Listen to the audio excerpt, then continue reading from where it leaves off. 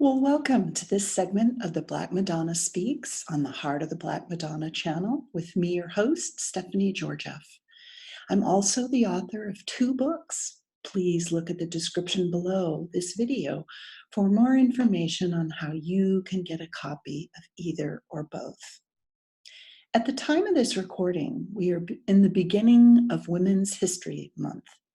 If you've ever read Christine de Pizan, she was this amazing author from the 15th century France who wrote a book called The Book of the City of Ladies, where all the known notable women of history are assembled to make the City of Ladies.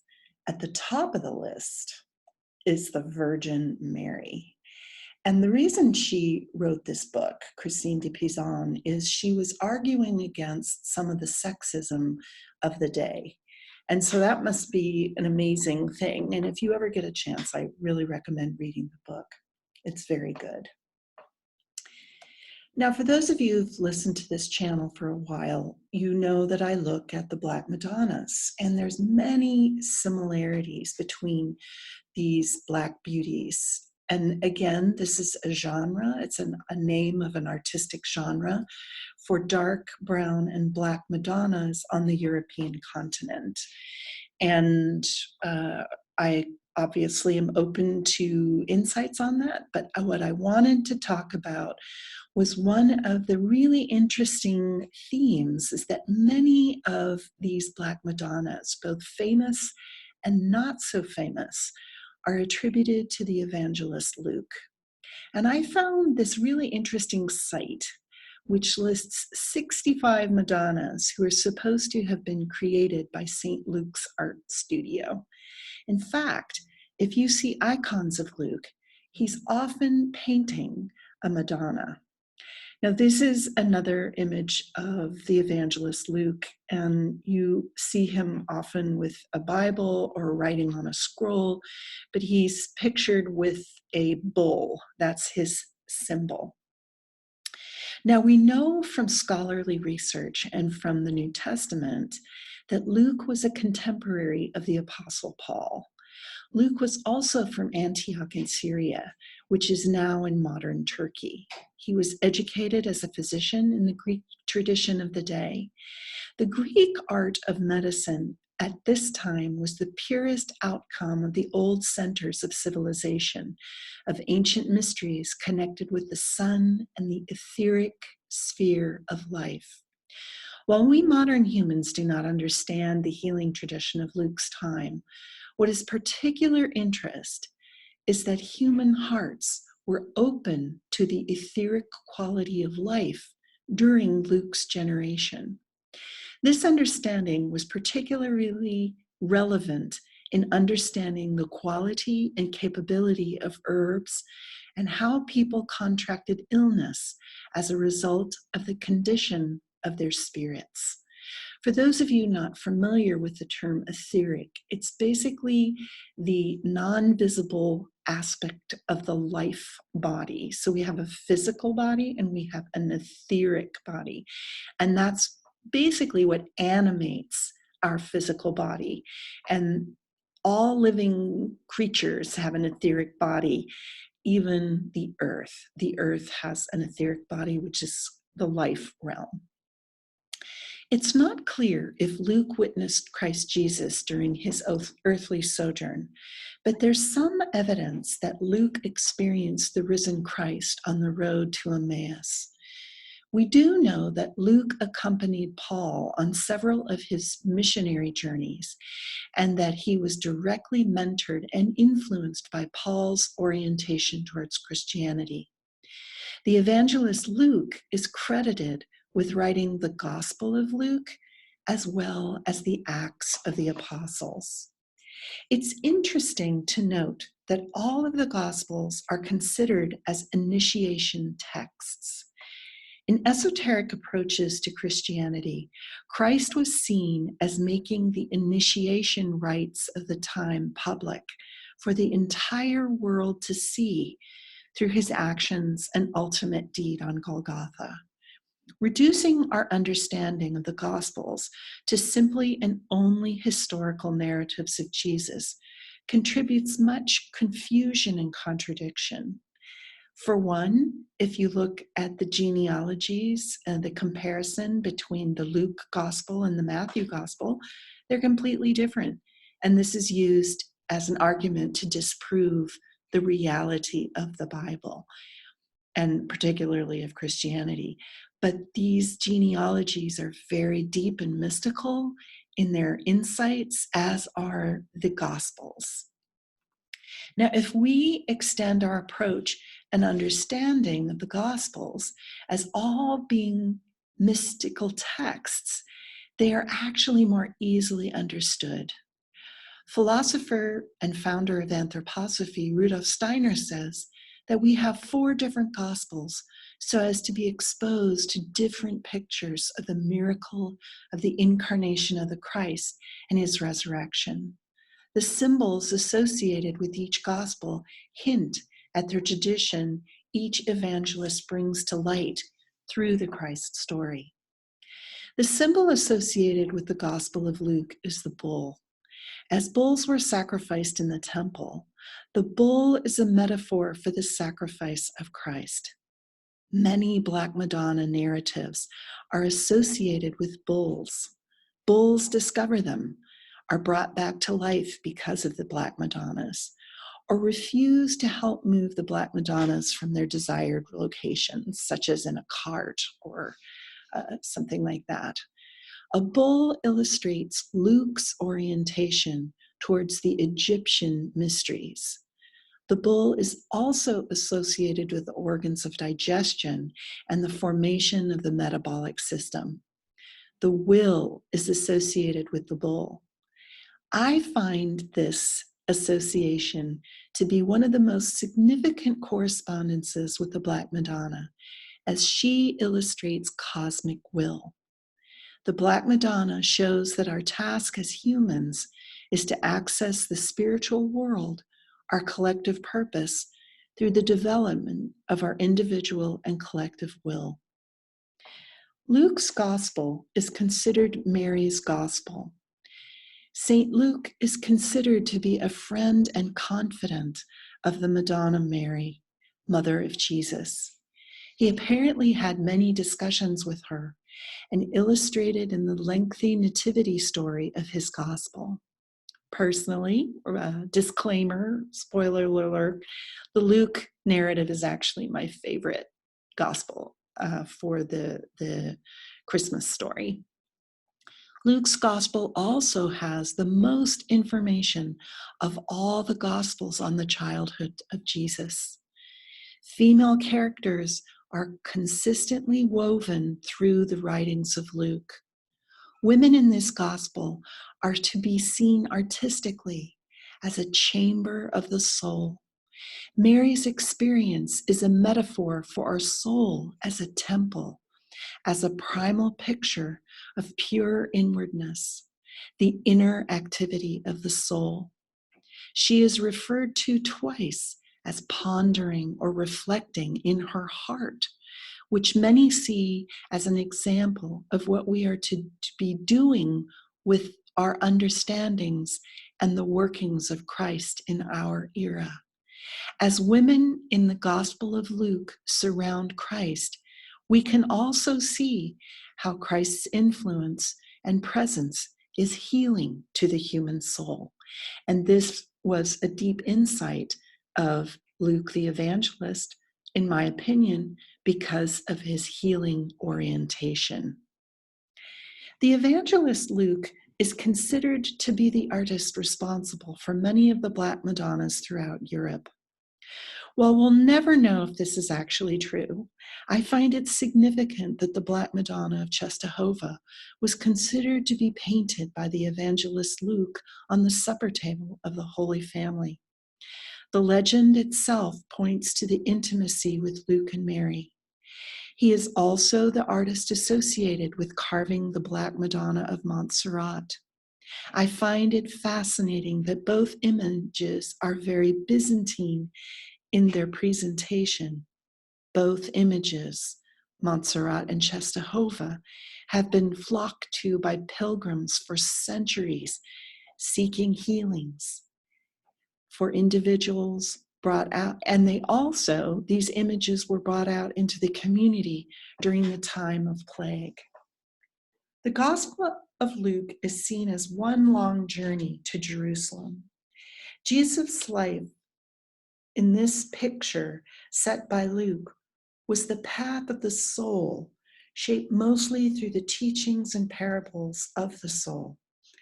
The parables in Luke's gospel all deal with something lost that is diligently sought and restored by God. Lost souls that are missed and searched for by the divine. Who does not rest until they have been found? The first part of Luke's gospel is dedicated to the childhood and miracles of Jesus, which were conveyed beautifully to Luke by Mary. The second part of the gospel is the journey towards Jerusalem, which takes up nearly half of the gospel. The remaining part of Luke's gospel is related to Holy Week, the Passion and Resurrection of Christ. Black Madonnas and associations with Luke and Paul are quite profound. And Luke's profession as a Greek physician have great significance when we consider that he is the artist of many of these dark images of Mary on the Compostela. Paul's Greek heritage and his Damascus experience of the risen Christ, which we read about in Acts 9, which is written by the Evangelist Luke, help form a very special orientation towards the Christ. Paul's Damascus encounter was with the Christ in the etheric. He met Christ out of the etheric aura of the earth. Paul gazed at the divine being of Christ radiating forth from the sun, and he immediately understood the sacrificial, healing, cosmic nature of the death and resurrection of Christ. Paul's experience of the etheric Christ was conveyed to Luke during Luke's discipleship. Luke's experience of Christ was influenced not only through Paul's witness, but also by his personal Emmaus encounter with the risen Christ. Luke was present for and documented the risen Christ through the Acts of the Apostles. As we said before, Luke was educated as a Greek physician. Because of this orientation, he was capable of understanding the etheric nature of life and how Christ would occupy this realm through his deed on Golgotha and became the ultimate healer of humanity. Christ's healing capacity is particularly aimed at the sickness of the soul. This encounter and understanding of the etheric healing nature of the Christ can be understood as Pauline Christianity.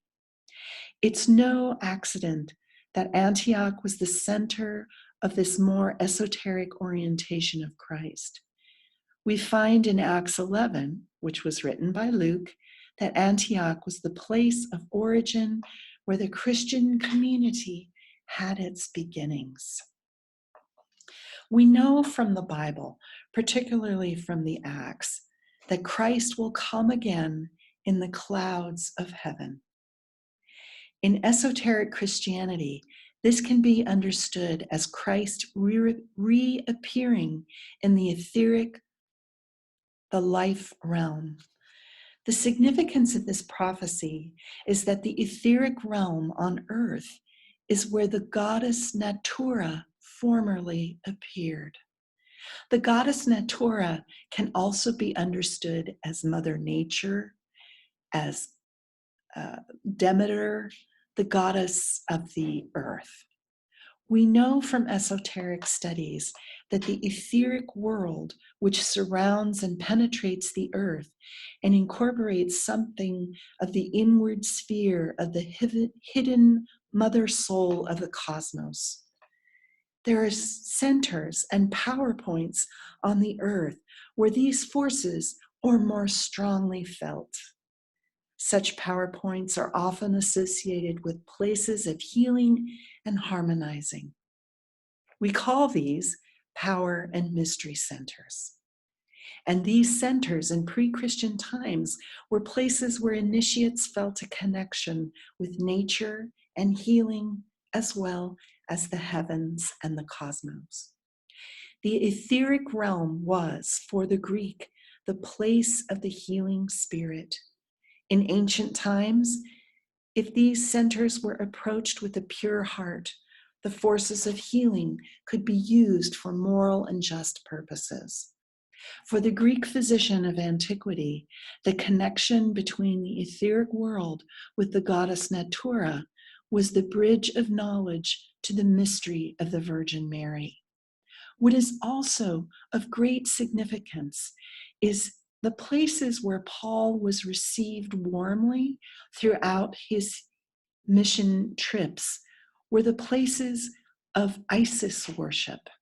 And the Isis statue, the Isis is considered Mother Nature, Mother of Life, and these dark statues eventually transform themselves into statues and images of the Virgin Mary, particularly in the realm of the Black Madonna.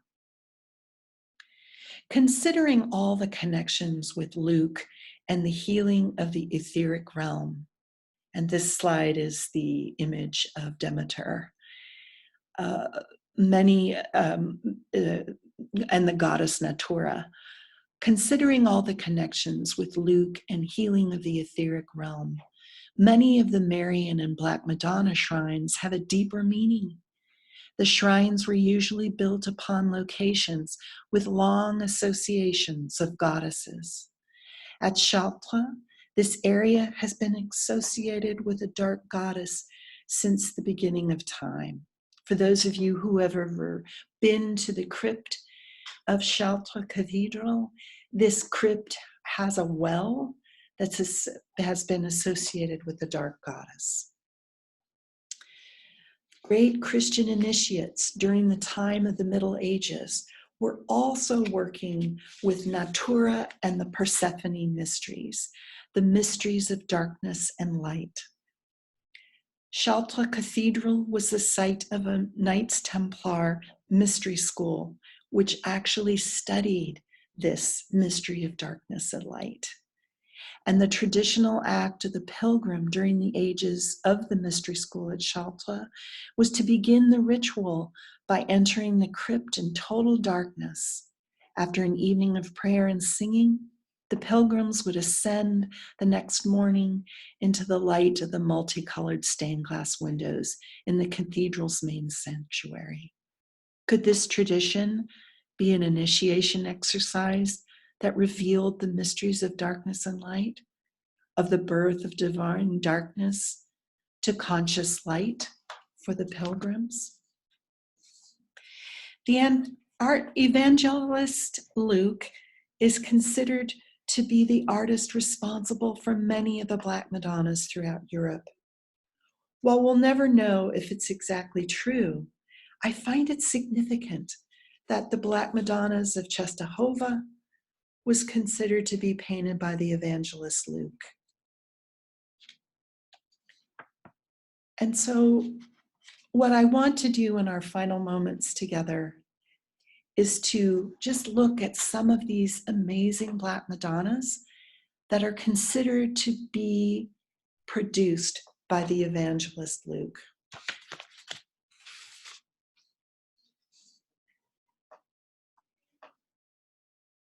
And this one coming up is the one I was talking about earlier, Our Lady of Czestochowa. This is arguably the most famous of all of the Black Madonnas, I would say, in the world.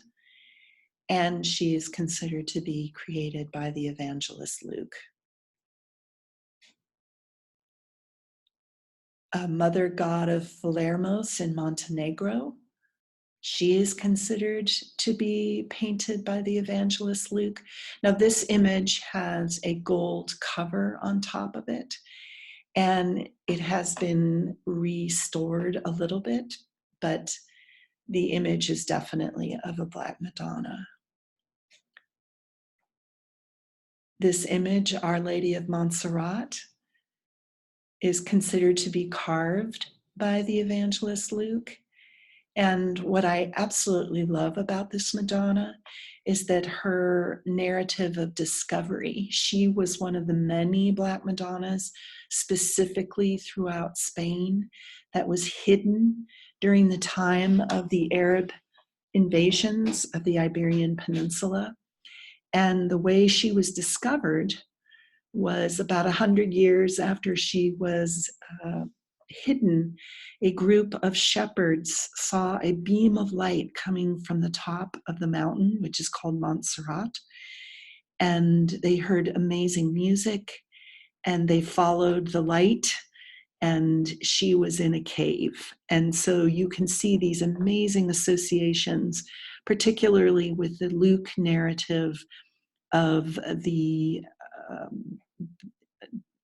the Luke narrative of the Christmas story. The next one that is attributed this last slide shows that many of the images of Luke, the evangelist, show him painting a Madonna. So these legends, even though the creation of these artistic images is obviously not in the Bible, he doesn't say, hey, by the way, I made all these lovely images of the Madonna. But to me, it's very powerful that he is credited with these artistic images. And of those 65 on this really interesting website, there's 65 Madonnas that are associated with Luke, said to be made by him. About a third of those are Black Madonnas. And there's less famous Black Madonnas that haven't made the list, that were more in private collections. And they also have this same narrative.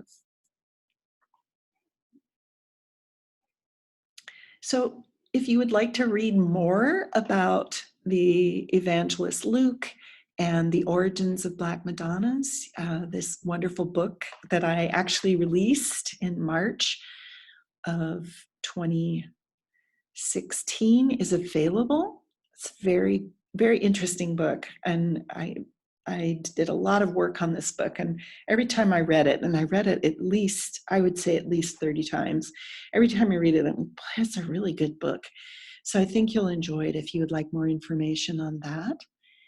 And I've also released a new book, The Virgin of Guadalupe, Mysterious Messenger of Destiny. And this is actually one of my favorite topics.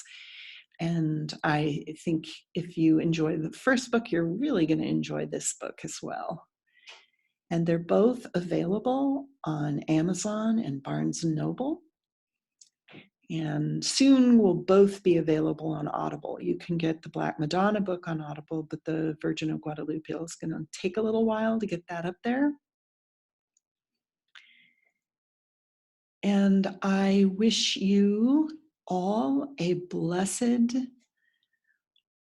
journey, and that it's filled with beauty and soul-nourishing experiences. Thanks so much for spending your time with me, and I'll see you next time.